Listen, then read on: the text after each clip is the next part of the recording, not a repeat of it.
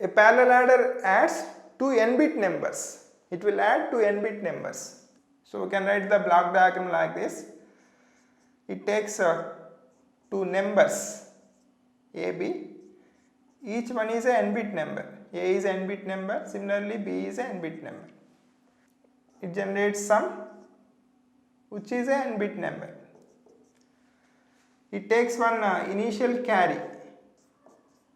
C0 is the initial carry and it generates an outgoing carry. Cn is outgoing carry. Like this you can represent a full adder, like this you can represent a parallel adder by using one block. Now I will explain the design of a parallel adder. I am taking an example of a 4-bit adder, 4-bit parallel adder. Suppose let us take two numbers A, B. They are 4-bit numbers. The individual bits are like this. These are the individual bits. A is a 4-bit number, B is also a 4-bit number. And a parallel adder will add A, B and initial carry also. Actually it is adding A, B and C0. C0 is the initial carry. C0 is the initial carry. It will add A, B and C0. The procedure is like this. First it will add A0, B0 and C0. So 3 bits are added. We know that to add 3 bits we require a full adder. So take one full adder 0. It will add A0, B0 and C0 and it generates S0 and C1. So it generates S0 and C1. This is the carry given to the next place. That's about addition of A0, B0 and C0. Now it will add A1, B1 and C1. Once again 3 bits are added, so one more full adder is needed.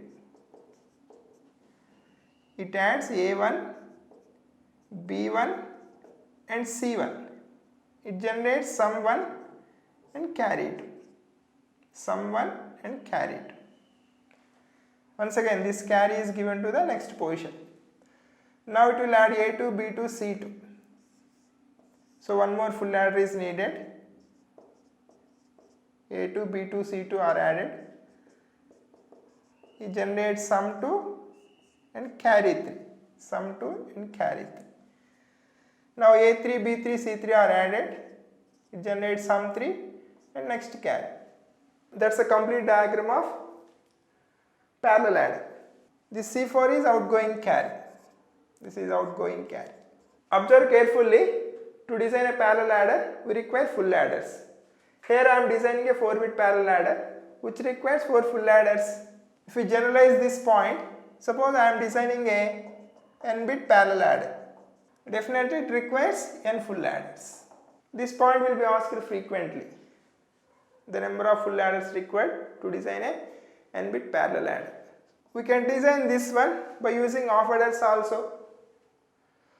Sometime back I told you one point. That point is one full adder can be designed from 2 off adders and 2 OR gates. So n full adders means 2n off adders and n OR gates. In terms of off adders, this is a requirement. In terms of full adders, this is a requirement. This point will be asked in the exam. That's about designing parallel adder. Next I will explain the time taken by the adder for addition. That's called propagation delay. I am defining one term TPD, which is propagation delay of a parallel adder. Propagation delay means the time taken by the adder to add two n-bit numbers. This expression can be obtained based on full adder parameters. Let us define two variables like this. Suppose Tc and Ts. Tc is the carry delay in a full adder. FM is full adder. Ts is some delay in a full adder. Let us define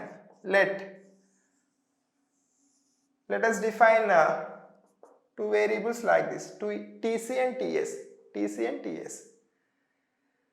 This is about a full adder. In a full adder, carry time is Tc, sum time is Ts. Based on these two, we can derive the expression for TPD. If you observe carefully, first it will generate sum and carry, and based on this carry, these two values are generated. Based on this one, these two values are generated, and so on. So that's why the delay is obtained in this direction. So start from here.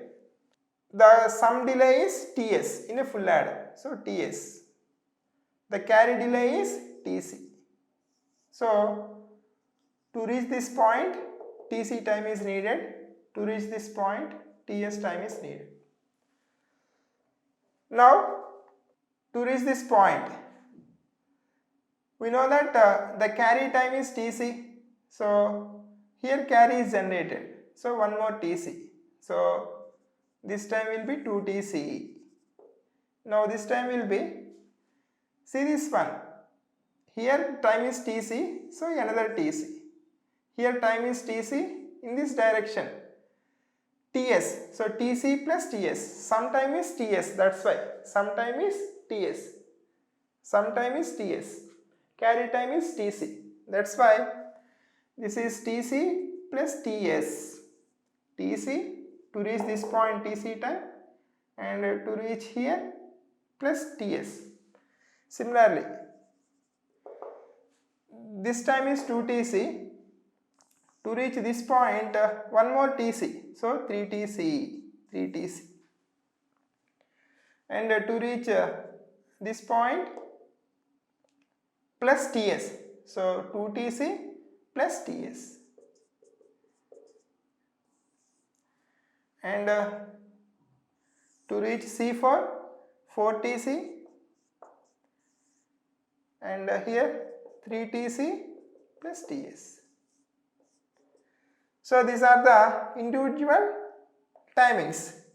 If you observe carefully, here 5 outputs are generated in a 4-bit parallel adder. This is the diagram of a 4-bit parallel adder. 5 outputs are generated.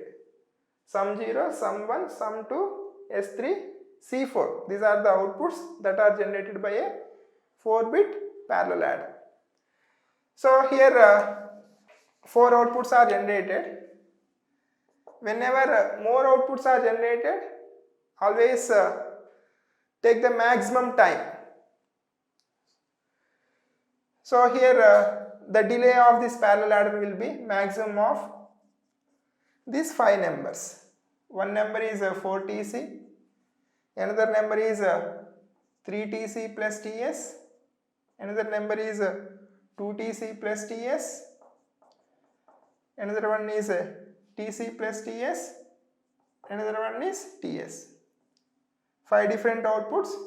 These are the individual times required to generate them. We have to take maximum of these 5 numbers.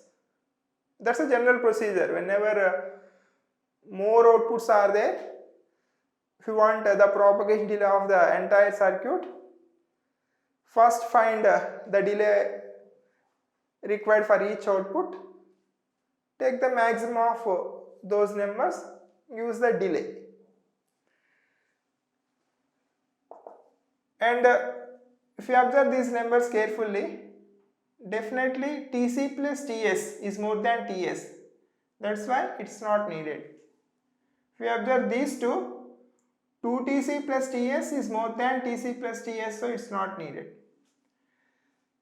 And if you observe these two, 3tc plus ts is more than 2tc plus ts, so no need to think about this one. Finally, the remaining numbers are these two. About these two numbers, it's not possible to tell which is more unless we know the exact values of tc and ts.